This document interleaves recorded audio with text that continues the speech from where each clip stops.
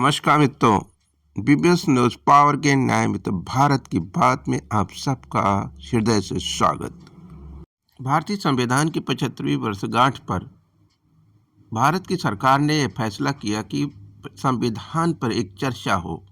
संविधान की चर्चा में आपके अपने जिले के सांसद जब अपनी बात रख रहे हों तो आपको गौरवान्वित होना लाजमी है। चुनाव के चक्कर में उस प्रांत के लोग क्यों सफर करेंगे? अरे चर्चा कर लेना। अरे कुछ नहीं बचा है, कुछ नहीं बचा है आपके पास। अध्यक्ष जी, सदन को थोड़ा सा सिस्टम में लाएं। अध्यक्ष जी, आपसे अनुरोध है, आपके माध्यम से सरकार से अनुरोध है। जनता ने बड़ी उम्मीदों के साथ हम सबको भेजा है और हम सब लोगों की जिम्मेदारी है। ये संविधान विरोधी, संघीय ढांचे विरोधी, बेसिक स्ट्रक्चर विरोधी कई केसों की चर्चा की मनीष तिवारी जी ने, मैं उनके साथ जोड़ते हुए माननीय सर्वोच्च न्यायालय की भावनाओं के विरोधी, गरीब विरोधी, दलित विरोधी, पिछड़ा विरोधी, मुसलमान विरोधी इस नीयत को वापस लो। ये अध्यक्ष जी आपके माध्यम से मेरी आपसे प्रार्थना है। बहुत बहुत धन्यवाद। कब हुआ? नेहरू जी ने क्या किया? अरे वर्तमान की बात करिए, देश को बताइए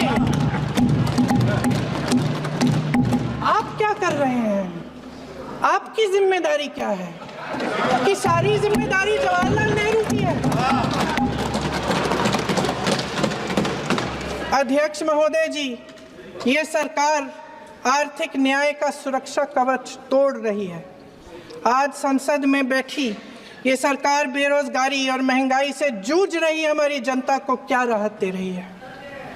कृषि के कानून भी बड़े बड़े उद्योगपतियों के लिए बन रहे हैं। सही एमएसपी को छोड़िए, डीएपी तक नहीं मिल रहा है।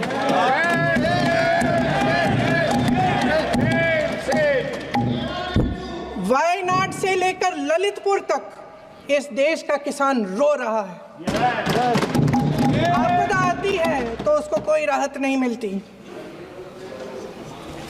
भगवान भरोसे है आज इस देश का किसान, उसको छोड़ दिया गया है।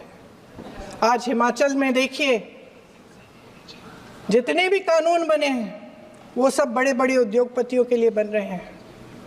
हिमाचल में जो सेब उगता था, उसके जो छोटे छोटे किसान हैं वह रो रहे हैं क्योंकि एक व्यक्ति को आजमगढ़ के सांसद धर्मेंद्र यादव ने वो सारे मुद्दे उठाए जो देश और समाज के हित से जुड़े हुए थे। देश की संप्रभुता पर हमला की तरह थे।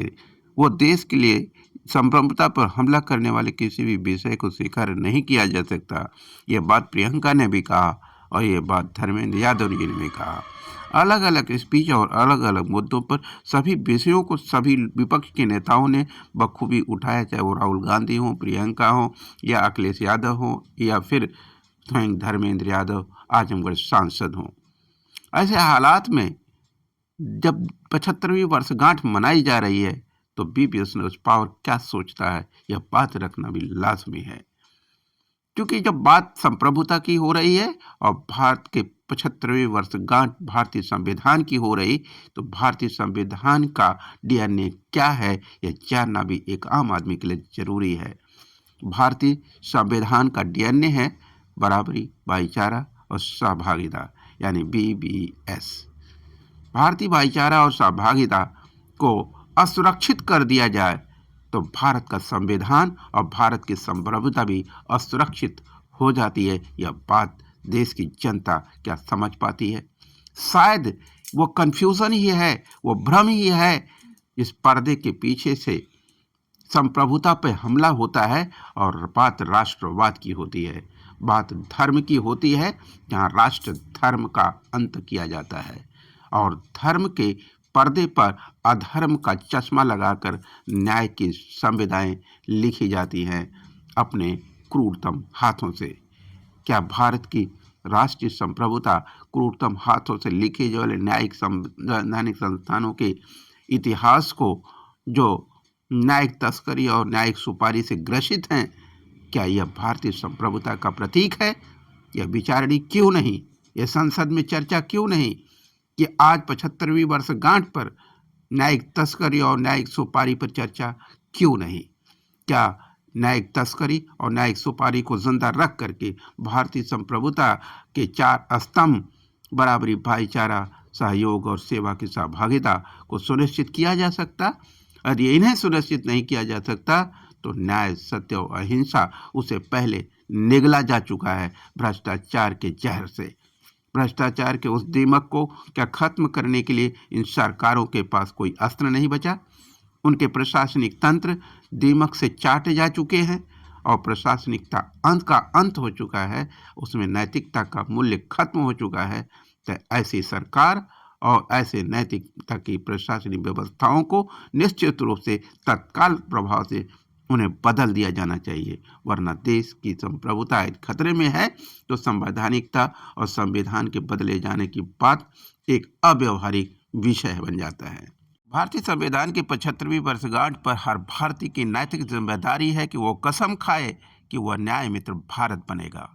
बीबीएस परिवार यानी बराबरी, भाईचारा, सहभागिता का वैचारिक संदेश, वैचारिक परिवार जो आपके पास, आपके घर उपस्थित हो रहा, हर घर में एक न्याय मित्र पाने के प्रयास में, या हर घर में बीबीएस परिवार से जुड़ा, वैचारिक परिवार से जुड़ा एक न्याय मित्र होगा तो निश्चित रूप से किसी भी गांव को, किसी भी शहर को न्याय के लिए, न्याय की गलियों में दलाली की सुपारी और न्यायिक तस्करी की मार्केट में भटकने की आवश्यकता नहीं होगी। यह बीबीएस परिवार की गारंटी है। और न्यूज़ पावर की आवाज़ इस सत्य को व्यवहारिक जमीन से उठाकर प्रशासनिक सत्ता के सर्वोच्च तक पहुंचाकर साबित करके आपके पास आ रहा।